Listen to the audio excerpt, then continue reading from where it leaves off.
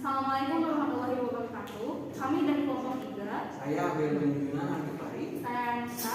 Saya Selvi Nabisatullah Daulia. Saya Nur Kustiara. Saya Irfan Pauji. Kami akan mempresentasikan mengenai ekosistem sungai. Saya akan menjelaskan mengenai sifat-sifat air dan komposisi kimia air. Air merupakan zat bagi kehidupan dengan rumus kimia H2O, adalah benda zat tak berwarna, tak berbau, dan juga tidak berasa yang diperlukan oleh kehidupan di bumi agar mereka dapat mempertahankan hidupnya. Sifat-sifat air. Yang pertama, air menempati ruang. Air mempunyai sifat menempati ruang. Contohnya, air yang dituangkan pada gelas, maka air tersebut akan menjadi bentuknya seperti gelas. Begitu juga air yang dituangkan ke dalam botol, maka bentuknya akan seperti botol. Yang kedua, air mempunyai berat. Air memiliki berat. Contohnya, apabila sebuah ember yang kosong diisi air hingga penuh, maka apabila ember tersebut diangkat akan terasa berat. Ketiga, permukaan air yang tenang selalu datar. Air tenang memiliki sifat permukaannya selalu datar. Contohnya, air di dalam gentong, gelas, atau benda yang lain apabila diamati permukaan air itu akan selalu datar. Contohnya seperti ini. Yang keempat, air mengalir dari tempat tinggi ke tempat yang lebih rendah. Seperti ini. Air mempunyai sifat mengalir dari tempat yang tinggi ke tempat yang lebih rendah. Contohnya juga pada air sungai. Air sungai mengalir dari pegunungan atau mata air tempat yang tinggi ke tempat yang lebih rendah.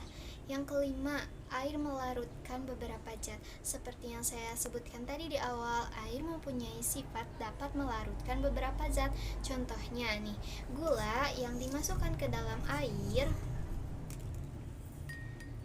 lalu diaduk-aduk, maka butiran gula akan hilang. Hilangnya butiran gula tersebut karena larut dalam air. Gula yang ada di dalam air akan hilang karena air memiliki sifat dapat melarutkan beberapa zat. Keenam, air menekan ke segala arah. Air memiliki sifat menekan ke segala arah. Contohnya, apabila kantong plastik diisi air seperti ini, lalu kantong plastik tersebut ditusuk dengan jarum, maka air akan keluar. Keluarnya air ini karena air memiliki sifat menekan ke segala arah. Yang ketujuh, air meresap melalui celah kecil. Air memiliki sifat ke celah-celah kecil. Contohnya, air hujan yang turun dari langit ke permukaan tanah akan menggenangi permukaan tanah tersebut, tetapi lama-kelamaan air tersebut meresap. Karena itu, air meresap melalui celah-celah kecil tanah. Yang ke-8, air dapat berubah wujud. Air memiliki sifat dapat berubah wujud. Contohnya, dalam pembuatan es batu, air yang dibungkus dalam kantong plastik lalu dimasukkan ke dalam kulkas atau pendingin, maka air tersebut lama-kelamaan akan berubah wujud dari cair menjadi padat. Saya di sini ingin menjelaskan tentang fisik air dan manfaat air. Air merupakan salah satu faktor penting dalam kehidupan manusia. Di bumi ini, keberadaan air sangat berlimpah, mulai dari mata air, sungai, waduk danau, laut, hingga samudera. Air dijadikan sebagai sumber daya alam yang sangat diperlukan oleh banyak orang, bahkan semua makhluk hidup. Di antaranya kekeruhan. Kekeruhan air dapat ditimbulkan dengan adanya bahan anorganik dan organik yang terkandung dalam air seperti lumpur dan bahan yang dihasilkan oleh buangan industri. 2. Warna. Warna air dapat ditimbulkan oleh kehadiran organisme, bahan tersuspensi yang berwarna oleh ekstrak senyawa organik serta tumbuh-tumbuhan. 3. Temperatur. Dengan kenaikan temperatur, air menyebabkan penurunan kadar oksigen. Apabila kadar oksigen terlalu rendah, akan menimbulkan bau yang tidak sedap akibat degradasi anaerobik. Manfaat air. Manfaat air dalam kehidupan sehari-hari bisa membantu pekerjaan rumah tangga, dan air juga digunakan untuk energi listrik. Untuk itu, air juga bisa diminum, memasak, dan keperluan lainnya. Oke, di sini saya akan menjelaskan tentang macam-macam ekosistem lingkungan air sungai. Ekosistem lingkungan air sungai itu dapat dibagi menjadi 3 ekosistem. Yang pertama, ekosistem darat, yang kedua, ekosistem perairan, dan yang terakhir, ekosistem buatan. Di poin pertama itu ada ekosistem darat. Ekosistem ini berlangsung di daerah dan berpengaruh dengan keadaan tanah, dengan keadaan iklim, terus kelembaban, curah hujan, dan pancaran sinar matahari. Berdasarkan letak geografis, ekosistem darat dibagi menjadi 6 bioma. Yang pertama yakni gurun, yang kedua padang rumput, yang ketiga taiga, yang keempat tundra, yang kelima hutan gugur, dan yang terakhir hutan hujan tropis. Dan poin kedua yaitu ekosistem perairan. Ekosistem perairan dipengaruhi oleh pancaran cahaya sinar matahari, substrat, dan jumlah materi terlarut.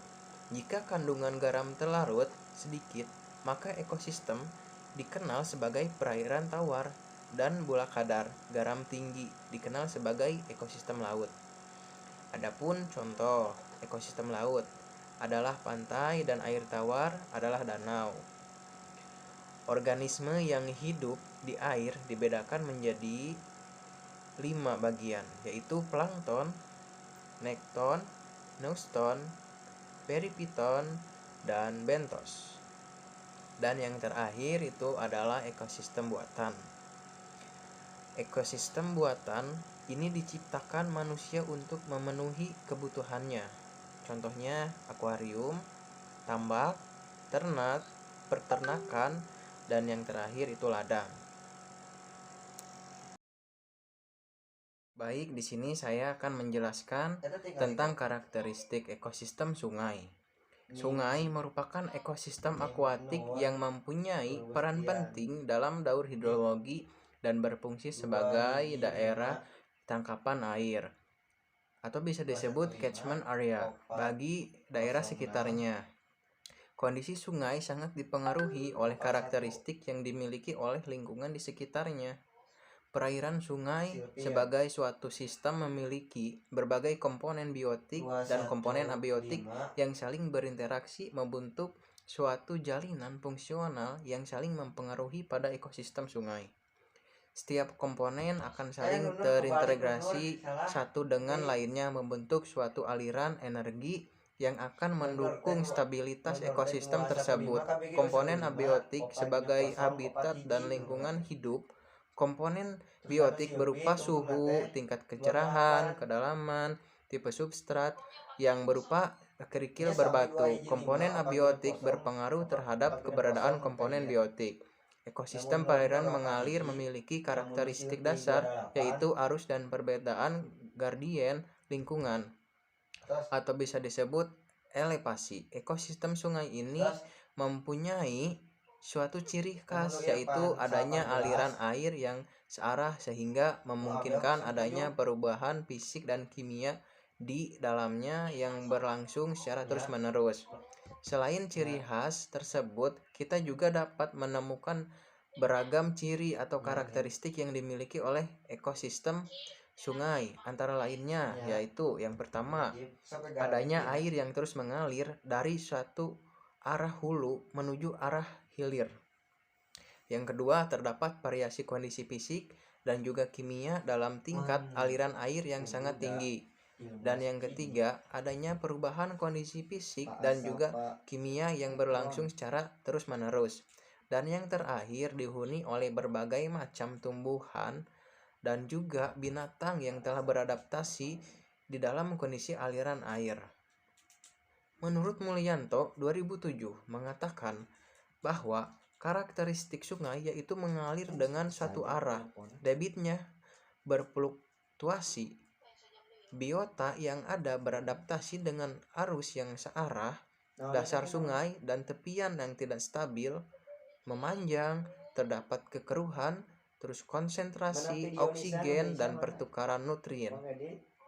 Sungai digunakan oleh manusia dalam kehidupan sehari-hari seperti kegiatan transportasi, pertanian, membangkitkan listrik, budidaya perikanan, dan pembuangan limbah Kegiatan masyarakat di sepanjang aliran sungai sangat mempengaruhi kualitas dari air sungai, yang dapat mempengaruhi keberadaan ekosistem sungai tersebut. Baik, di sini saya akan menjelaskan mengenai zonasi ekosistem sungai dan faktor biotik dan abiotik di ekosistem sungai. Zonasi ekosistem sungai terbagi menjadi 4 bagian. Pertama, zonasi litoral.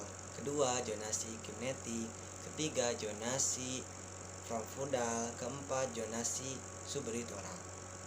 Pertama, zonasi litoral. Zonasi litoral merupakan daerah perairan yang masih berdekatan dengan daratan.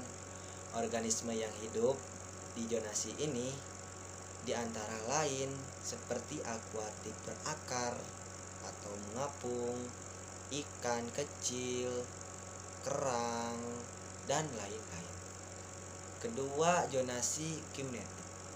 Zonasi kinetik merupakan daerah kolam air yang terbentang dari zonasi litoral dari satu titik dan zonasi litoral dari titik lainnya. Zonasi ini biasa dihuni oleh organisme seperti ikan, udang, dan plankton. Ketiga, zonasi profundal.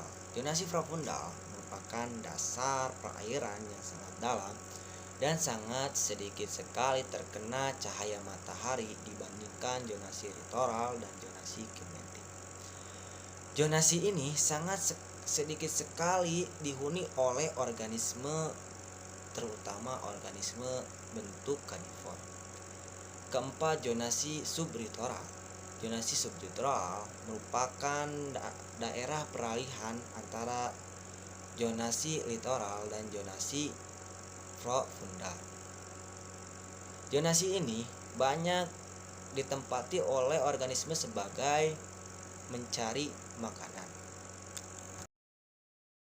Ekosistem adalah tatanan utuh menyeluruh antara unsur lingkungan hidup yang saling mempengaruhi. Semua tatanan itu tidak dapat terpisahkan karena saling mempengaruhi satu sama lain.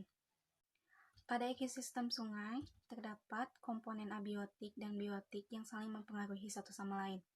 Yang pertama, komponen biotik. Komponen biotik adalah komponen hidup yang ikut berkontribusi dalam suatu ekosistem. Pada ekosistem sungai, komponen biotiknya antara lain hewan yang ada di dalamnya, tumbuhan seperti lumut, ganggang, eceng gondok, dan yang lainnya. Komponen abiotik atau komponen tidak hidup di dalam ekosistem sungai antara lain adalah air, suhu, cahaya matahari, bebatuan, dan oksigen serta mineral di dalam sungai tersebut. Kondisi di Indonesia sendiri dipengaruhi oleh beberapa faktor, yaitu oleh manusia dan juga oleh alam itu sendiri. Meningkatnya penduduk juga percepatan ekonomi membuat manusia mengeksploitasi sumber daya alam sungai dengan masif. Tidak hanya itu, manusia juga kerap membuang limbah pabrik ke dalam sungai sehingga membuat ekosistem di dalam sungai tersebut menjadi rusak dan membunuh hewan-hewan yang di dalamnya. Salah satu solusi untuk menaikkan kembali kualitas ekosistem sungai di Indonesia adalah dengan tidak membuang limbah pabrik atau limbah apapun ke dalam sungai dan tidak mengeksploitasi sumber daya alam di dalamnya dengan masif.